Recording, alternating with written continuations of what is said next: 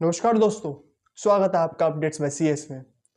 दोस्तों आज बात करेंगे दिल्ली की सियासी हलचल की, क्योंकि दिल्ली के सीएम 2 दिन पहले ही जेल से बाहर आए हैं और आते ही उन्होंने कुछ बड़े ऐलान किए हैं। आपको बता दें कि उन्होंने कहा है कि वो 2 दिन में रिजाइन देने वाले हैं।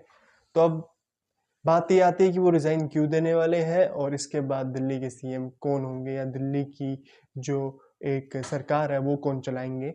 तो आपको बता दें कि पूरा मामला है आबकारी नीति को लेकर। जी हाँ, शराब घोटाला को लेकर, क्योंकि सुप्रीम कोर्ट से केजरीवाल को रिहाई मिली थी, जमानत मिली है, जिसके बाद वो जेल से बाहर आने के बाद रोड शो के दौरान उन्होंने रोड शो भी किया और भी रैलीज को संबोधित किया। और अब ये बात सामने आ रही है कि उनका कहना है कि वो 2 दिन में रिजाइन देंगे। तो पहली बात तो ये रिजाइन दे क्यों रहे हैं और वो शराब नीति ऐसी क्या है जिसकी वजह से वो फंस गए हैं।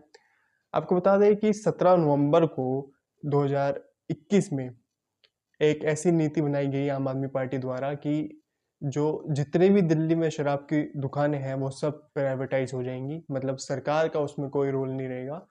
अभी तक 60% जो दुकानें हैं वो सरकारी है और 40% जो दुकानें हैं वो प्राइवेट है। तो इस नीति के बाद सारी 100% 100% जो दुकानें हैं वो सारी प्राइवेटाइज हो जाएंगी और सरकार का इसमें कोई रोल नहीं रहेगा। तो अब मुद्दा ये है कि इससे दिक्कत क्या है। दिक्कत दोस्तों ये है कि विपक्ष कह रहा है कि जनता और सरकार इसमें दोनों का नुकसान है। जनता का भी नुकसान है और सरकार का भी नुकसान है और बड़े कारोबारियों को, मतलब जो बड़े बिजनेसमैन हैं, उनको इसमें फायदा मिलेगा, ऐसा विपक्ष का कहना है। तो ऐसा क्या है जो उनको फायदा मिलेगा इस नीति में। दोस्तों इसमें एक लाइसेंस लेना होता है, L1 करके एक लाइसेंस का नाम होता है। अगर आपको शराब की दुकान खोलनी है या ऐसा कुछ करना है, इसमें बिजनेस करना है, तो एक लाइसेंस होता है।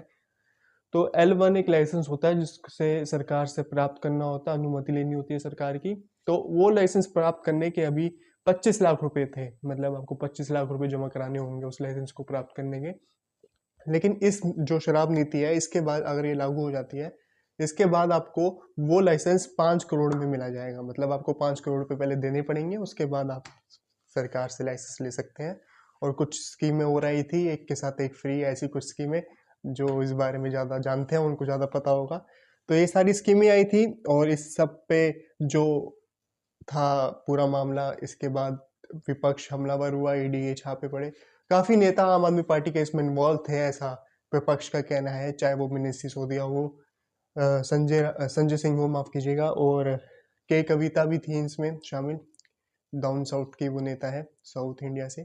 तो ये सारे नेता इसमें शामिल थे और इन पे केस चल रहा है। कभी ये रिहाई पे बाहर आते हैं तो कभी फिर वापस जेल जाते हैं। तो अब फैसला ये आता है कि केजरीवाल इसमें कितने सच्चे हैं और कितने झूठे हैं। हालांकि ये मामला तो पूरा कोर्ट में है, लेकिन हम अगर अपने तरीके से एनालाइज करें और जाने इस बात को कि वो कितने सच्चे हैं और कितने झूठे, तो देखा जाए तो 2013 से वो दिल्ली के सीएम है। दिल्ली के सीएम बनते ही उन्होंने काफी बड़े दावे किए थे, चाहे वो 200 यूनिट फ्री हो, मुफ्त पानी हो, यमुना की सफाई हो या दिल्ली को पोल्यूशन फ्री कराना हो। सारे दावे आपके सामने और हमारे सामने है। सरकार का कितना रोल है दिल्ली को साफ करने में और हर बारिश में दिल्ली के क्या हाल होते हैं ये भी हमारे सामने है। तो एक एक करके इसको पूरा डिकोड करते हैं और आपको समझाते हैं कि 200 यूनिट तो फ्री दी गई सरकार के द्वारा, लेकिन अब थोड़े समय बाद वो यूनिट भी अब वापस ले ली गई है। मतलब आपको तो बिल देना ही होगा, 200 यूनिट हो चाहे आपकी 400 यूनिट हो। तो ये फैसला भी सरकार ने वापस ले लिया है। मुफ्त पानी दिल्ली जल बोर्ड की तरफ से, हमें पता ही है कि कितनी परेशानियां आती हैं जब भीषण गर्मी से दिल्ली वाले तरसते हैं, चाहे वो फिर सरकार की तरफ से हो या मौसम की मार हो, दोनों ही झेलनी पड़ती है दिल्ली वालों को। क्योंकि पानी तो हर घर में आ नहीं रहा था। अभी जब पीछे पारा 45 डिग्री के पार हुआ तब भी हमने देखा किस हिसाब से दिल्ली के लोग टेंट, जो वाटर के टैंकर्स होते हैं, उस पर चढ़े, उनसे पानी मांग रहे थे जबरदस्ती। और तब भी दिल्ली सरकार ने अपना पल्ला झाड़ा। उन्होंने कहा था कि इसमें हमारा कोई हाथ नहीं है, ये टैंकर माफियाओं का पूरा खेल है। दोस्तों पूरी इंडिया में या जहाँ भी सरकार होती है, कोई भी बात सरकार से पीछे नहीं होती। मतलब सरकार की इन्वॉल्वमेंट तो होती है किसी ना किसी तरह, और सरकार उस बात को सही भी कर सकती है अपने लेवल पे, अगर सरकार चाहे तो। तो ऐसा ही हुआ जब अतीशी जी ने बोला कि हम काफ़ी लेटर्स लिख रहे हैं, केजरीवाल जी जेल में थे तब भी ये सारी बातें सामने आ रही थी कि वो अतीशी जी को लेटर लिख रहे हैं और दिल्ली वालों के हाल चाल पूछ रहे हैं। खैर, उनके उनसे ज़्यादा हालात खराब तो दिल्ली वालों के बाहर रह के थे जो उनके अंदर होंगे। तो इस बारे में अभी आप सब जानते हैं, सारी पिक्चर आपके सामने है। और अब बात कर लेते हैं कि पॉल्यूशन की। पॉल्यूशन फिर से आने वाला है। अक्टूबर का महीना चढ़ता नहीं या दिल्ली वालों की सांसें थमने लग जाती है, क्योंकि पूरा दिल्ली का जो एक्यूआई है वो 500 पार हो जाता है। और 100 कैटेगरी तक, मतलब 0 से 100 तक इसे सेटिस्फैक्ट्री माना जाता है इंसानों के लिए, लेकिन दिल्ली वाले अक्सर 500 पार पोल्यूशन की मार झेलते हैं। और रिसर्च में तो ये भी दावा किया गया है, कुछ रिसर्च हुई है इसके ऊपर, कि 12 साल तक आपकी उम्र कम हो रही है इस पोल्यूशन की वजह से। तो दिल्ली सरकार का इस पे भी कोई एक्शन प्लान अभी तक ग्राउंड रियलिटी पे कारगर साबित होता दिख नहीं रहा। बहुत फैसले आए, OD1 आया, उसके बाद आर्टिफिशियल रेन की भी बात कर रहे थे पिछली बार, और इस बार भी इन्होंने कुछ ऐसे फैसले लिए। गोपाल राय जो कि इन्वायरमेंटल मिनिस्टर है दिल्ली के, उन्होंने 2-4 दिन पहले अरविंद केजरीवाल की रिहाई से ये फैसला लिया था कि दिल्ली में सारे फायर क्रैकर्स 1 जनवरी तक बैन हो जाएंगे। मतलब 1 जनवरी न्यू ईयर तक आप दिल्ली में पटाखे नहीं जला सकते, उसकी प्रोडक्शन पे और उसके एक्सपोर्ट पे, उसकी सेल पे हर तरीके से बैन था। लेकिन 2 दिन बाद उनका ही फैसला उनके पार्टी के कार्यकर्ता मिट्टी में मिलाते हुए दिखे। जब केजरीवाल रिहाई हुई उनकी जेल से, तो वो जश्न में पटाखे फोड़ रहे थे। तो 100 बात की एक बात ये सामने आती है कि क्या ये सारे रूल्स, जितने भी कानून हैं, ये सिर्फ और सिर्फ आम आदमी के लिए है। इनकी पार्टी का नाम तो आम आदमी पार्टी है, लेकिन इनकी पार्टी में कोई बंदा आम दिखाई नहीं देता, क्योंकि वो सारे वीआईपी दिखाई देते हैं।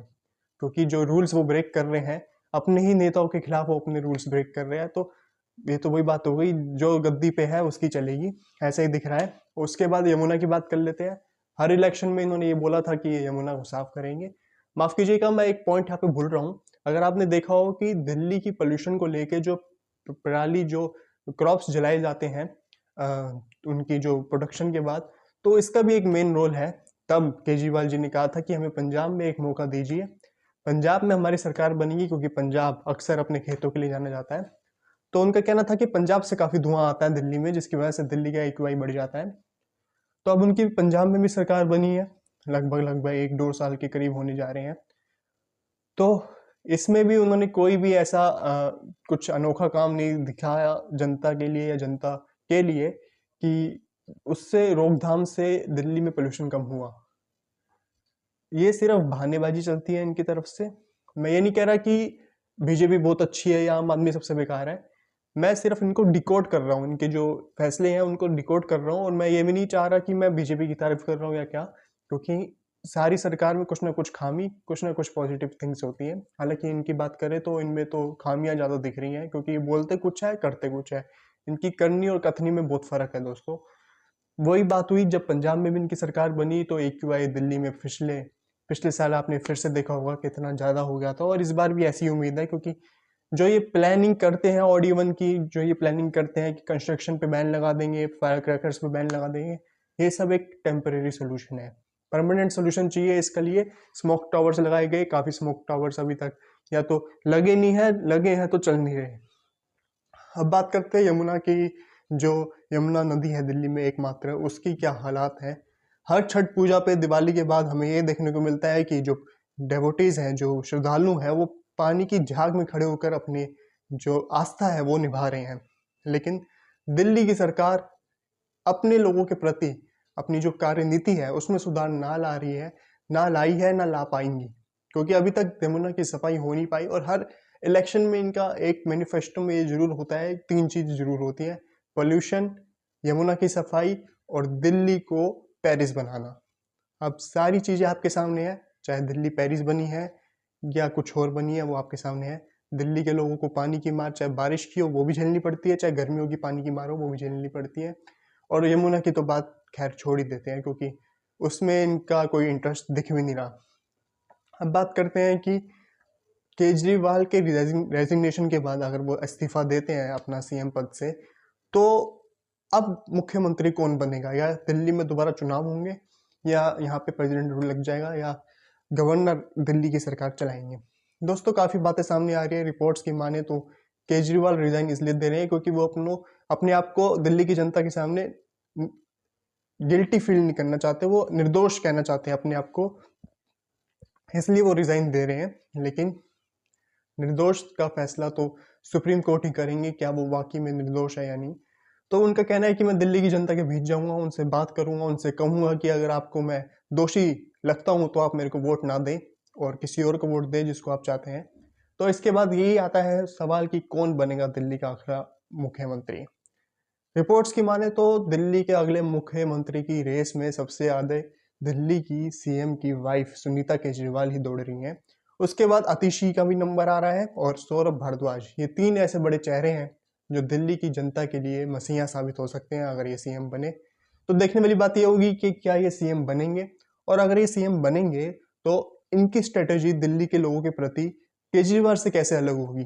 हालांकि संगति का असर तो होता ही है, तो देखते हैं कि क्या होता है। आप बने रहिए इस चैनल के साथ, अपडेट्स पे सीएस के साथ। नमस्कार, अपना बहुत ध्यान रखें।